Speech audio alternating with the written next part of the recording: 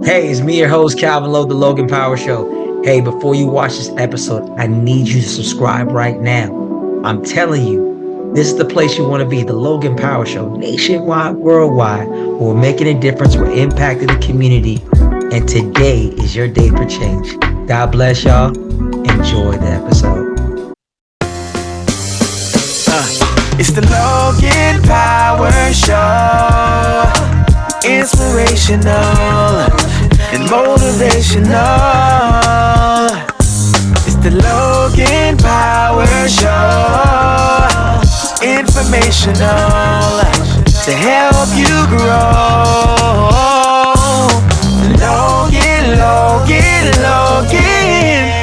Logan Power Show.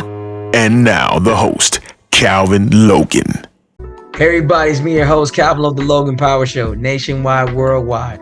In today's episode, we're going to honor again and to reflect a woman who's making a huge difference. It's the Superintendent of Charleston County School District, Anita Huggins. So as you watch this episode of the Logan Power Show, I'm telling you right now, sit back, relax, and take your time for what's about to happen today, because you're going to be inspired, and I want you to be encouraged. Today, I want you, if you see any teacher out there, I want you to give them a hug, let them know you and embrace them. Any person, the janitorial staff, any principal, assistant principal, people who work in the education system, I want you today, tell them thank you for all the hard work and effort that you do. So all my teachers out there, hey, I appreciate you. Heaven's blessing to you. And today, we're praying over education here in this United States of America and across the globe. So enjoy the show here, live the Logan Power Show, nationwide, worldwide, with your host, Calvin Logan. Well, everybody, welcome back to the Logan Power Show with another powerful broadcast, what we do here to inspire, to encourage, and to strengthen. I got with me a guest who is very well known throughout the Low Country. You find her always smiling, always vibrant, taking the mission of being a leader to another level, and people have got her back in so many ways. She is the superintendent of the second largest district in the state of South Carolina. Let's welcome to the Logan Power Show our very own superintendent of Charleston County School District, Mrs. Anita Huggins. Ms. Huggins, how you doing, ma'am? I'm doing great, Logan. Thanks so much for having me today. It's such a pleasure to be here with you. Yes, ma'am. It's a pleasure for you to be with us here and to let us know what is going on to the next level.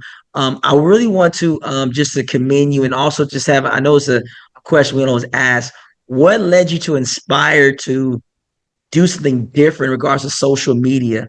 And the reason why I'm saying that, previously Charleston County School District never got that open, but you decided to get real open, and you create a place where parents can dare ask questions, all kind of things. What led to that?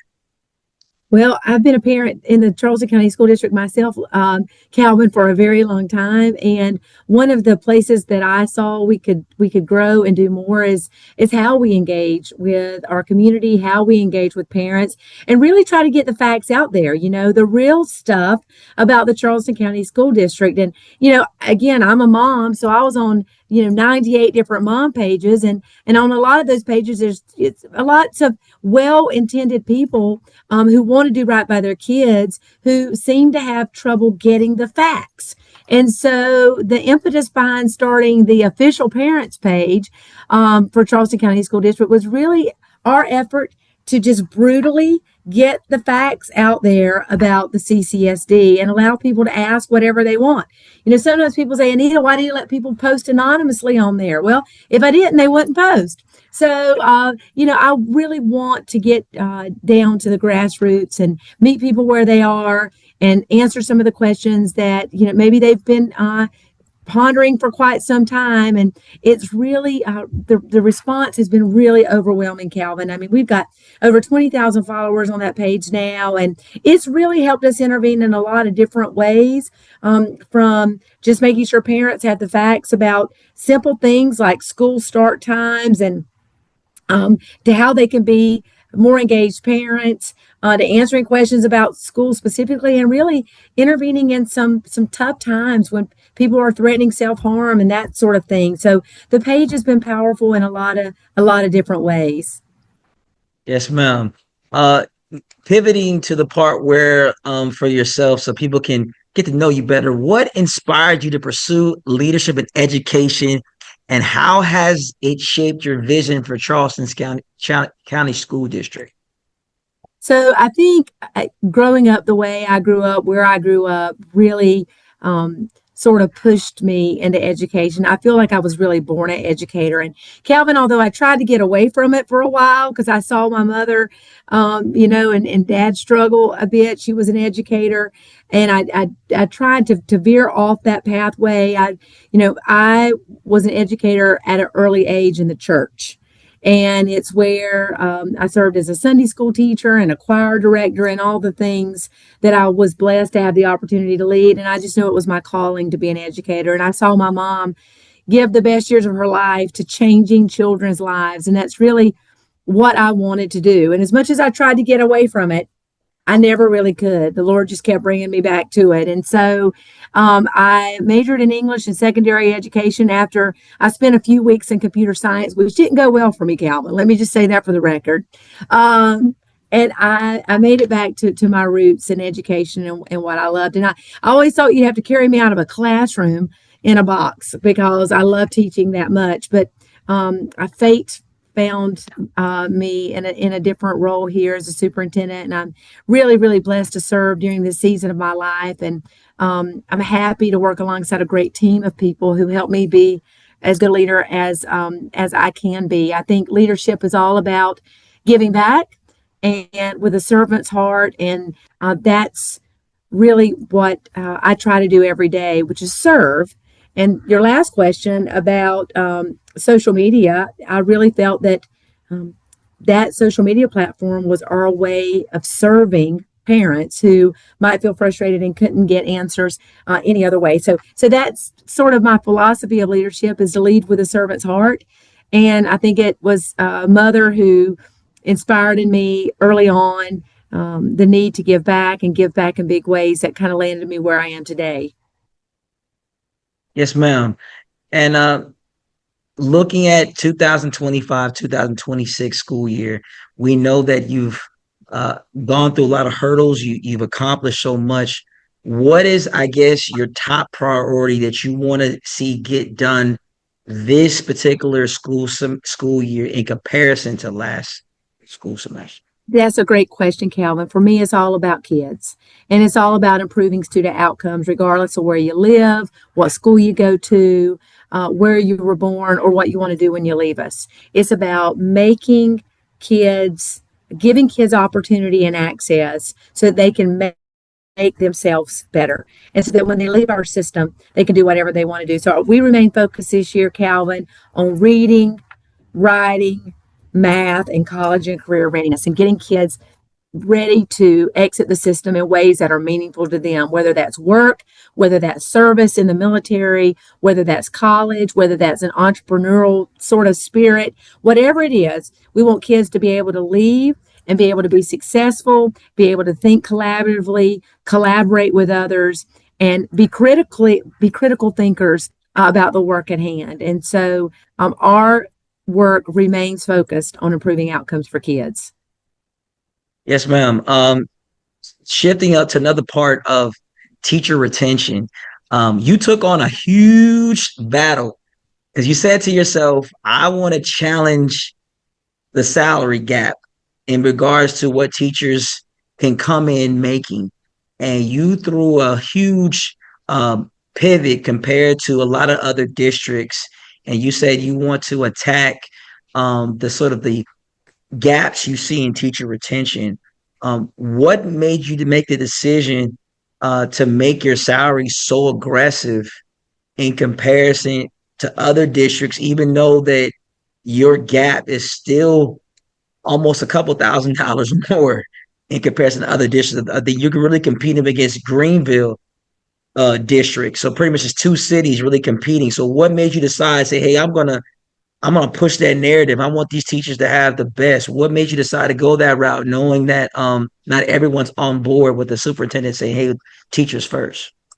It's a great question, Logan. Well, again, it goes back to service, and I believe that the most impactful people in our system are people that are serving kids in schools and in classrooms. It's not me.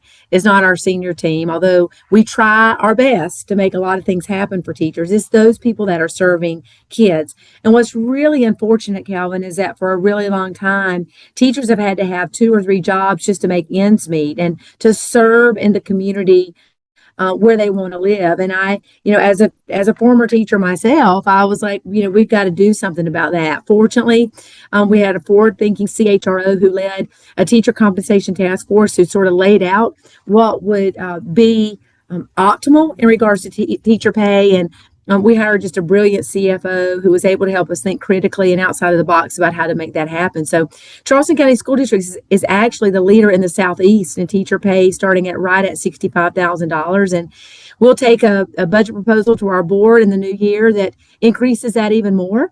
Again, to be competitive and to value the people that are serving our kids so that they can work and live in their same communities and so that they don't have to have multiple jobs. Again, it's all about service. And treating people with the respect and dignity that they deserve, who really are educating our future generations. These people are going to be taking care of us, Calvin. So I got to make sure that we educate them and educate them well with teachers who are compensated well. Yes, ma'am. Absolutely on that one. Now, what programs are you most excited about that prepare students for college, trades, and entrepreneurship? So we have really a rigorous, viable curriculum in English and math that we're really proud of, that we're implementing with fidelity in our elementary and our middle and high schools, that allows us to take learning to the next level, and making sure that curriculum is across the system and it's viable and it's implemented in ways that are meaningful to kids really make a difference. And at the same time, we're expanding our CTE, our career and technology education offerings, internships, entrepreneurial experiences, so that kids have real-time access to opportunity. And that really is a game changer for kids. So if there are partners out there that are listening that want to get involved, they can email me at Anita_Huggins at charlestoncountyschools.gov, because we'd be happy to have you as a partner in the Charleston County School District offering those opportunities to kids. Yes, ma'am. Absolutely. And everyone who's out there across the board, Charleston County School District is a district that you definitely want to invest in. Over 80,000 plus students, teachers that are vibrant, dedicated. And like I said, I'm not speaking about Charleston County Schools, but throughout the Low Country and throughout the United States. Teachers are needed and they are valued. Since you are a woman of faith and you know that is a mantra that you stand by, how do your personal values or faith inform the way you lead at Charleston County School District? So faith, I am a woman of faith. I was raised in the church, and I don't want to offend any listeners, but faith guides my life, trusting and believing that all things happen for a reason, for a plan, and for a purpose. And so in that leadership, I give thanks always, and I seek guidance within my spirit in how I treat others, because I believe what the word says about how you work with and how you treat others. And so it's a way that I lead. I seek guidance in the decisions that we make here, regardless of how significant or insignificant they may seem. Because again, I think all things work together for good. When we're called and we do things according to what's been laid out before us, and that's advancing the kingdom here on earth. So again, a woman of faith. Don't want to offend anybody. I don't judge those who may not live by such a faith, but I certainly do. Yes, ma'am. We're looking down the road these next 5 years, up to 2030.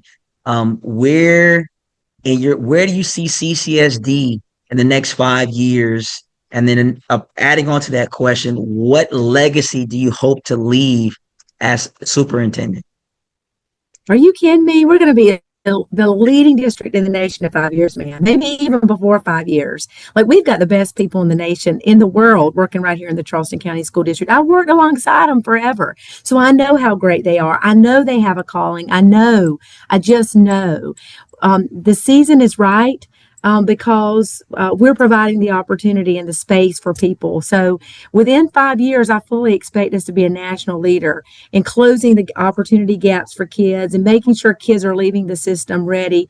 And when I leave the system, I want to leave it obviously better than I found it. There were a lot of great people that came before me who did really, really great work, but I want to leave it a premier system for somebody else to come and take it even to greater heights. And that'll all be worth the time and energy that we've spent working with community and our board and educators to get things just right. So I appreciate that question a lot, but have no doubt that I'm claiming that today we will be a national leader in K-12 education in the next 5 years. Yes, ma'am. I'm in agreement with you because I'm a parent You in the got to stand in system. agreement. Stand in agreement. I gotta stay in agreement. Um, you have the partnerships building with communities, local leaders. Um, what? How can the community, I guess, bridge the gap with educators and you to make the school not only safe, but make it to where we're making impact when our kids do graduate from high school or say they want to go off to college and want to have opportunities. Because you see time and time again, you see kids that have a big aspirations, but their home doesn't have the bank account to say, okay, you can get to the promised land, or even with all the scholarships, um, a lack of transportation or things that you see like, okay, well, this college is here, but our kids are not giving us the opportunity, and it's the outsiders that are getting it. So, what can we as the community um, do to help making sure that our kids not only can they stay successful, but they can stay successful not locally, but on a global scale? In your humble opinion? That's what's really important, Calvin. You hit the nail on the head is we don't want kids to be successful in South Carolina terms, right? We want them to be able to be nationally and globally competitive when they leave this system. So we need everybody in the community, the mayors, the businesses, the chambers, sororities, churches, fraternities. If you're listening today, we need you in the Charleston County School District because guess what? If we could have done it alone, Calvin, we would have done it decades ago. I mean, there are a lot smarter people who came before me, right? Who would have done it if it could be done alone. But it's going to take everybody and the creation of an ecosystem of support for kids to really get there. And that's why we have a local program linking opportunities to classroom and learners. So if you're listening today and you want to be part of a world-class system, you need to email me at Anita_Huggins at charlestoncountyschools.gov with an S, SCHOOLS, and ask how you can get plugged into local because it's all about giving access and opportunity and creating systems around every school and every classroom in the Charleston County School District to elevate outcomes and opportunity for kids. For example, we had a donor, Rock and Roll Rescue, who gave musical instruments to students who aspired to have a future in music out in one of our rural areas. We had a partner wipe out lunch debt for another group of students. We've got partners all over the place doing all sorts of things that we can't do alone. So if you want to get plugged in, email me and I can get you plugged in just like that. Yes, ma'am. Just like that, and you can make a difference. Final question. I know you're a busy woman. You got so much going on. Um, Looking at your life, looking at the people that you have hired, looking at who's around you, how do you know that the people that are around you are making an impact? And the reason why I say that, because sometimes you can be a leader and when you're there, everybody's on their P's and Q's. But when you leave, the aura or the love that you want to have is not always present. How do you know for certain that the mission that you guys are pushing is being achieved in your humble opinion? Well, you know, Calvin, you're only as good as the people around you, right? You're only as good as your weakest link. And so it's really important to serve alongside people instead of being in an office, looking down, shouting commands, and telling people how to serve. it's important to be serving in the field alongside them. And so I feel like I serve alongside the people in the district doing the work. Now, I'm not there all the time. Yeah, nobody can do that because there's only one of me. I've asked the good Lord to clone me or to add more hours in the day, but many people think I don't need to be cloned. And the Lord hadn't answered the prayer for more hours in the day. And so service alongside people, I think, is needed. I also survey folks that we're serving. So I survey principals and teachers to know how we're doing delivering world-class customer service here. And I use that information to counsel with our senior team. In fact, just this morning, we talked about it in cabinet. I'll be sending them the fall survey that lets them know how our principals, which are one of our primary stakeholder groups, think we're doing serving them. And so it's important to serve alongside people. Well, it's important to hire well. Hire people who share your values, share your work ethic, who believe in people, and who most importantly believe in all kids. 2, it's important to serve alongside them. And 3, it's important to get feedback from the people we're serving to know we're doing our job and doing it well. Yes, ma'am. We thank you again. Superintendent Huggins, thank you so much for sharing your time and your heart with us today. The work you're doing to shape the future of Charleston students is powerful, and we appreciate your leadership. To our viewers and listeners, remember this: education is not just about books and classrooms. It's about building lives, shaping futures, and lifting up the entire community. Here at the Logan Power Show, we believe every student has a purpose, every teacher has a value, and every leader can make a difference. Thank you for tuning in. Until next time, keep walking in purpose, keep standing in faith, keep using your power to change the world. This is Calvin Logan. You've been watching the Logan Power Show. God bless. It's the Logan Power Show. Inspirational and motivational. It's the Logan Power Show. Informational to help you grow.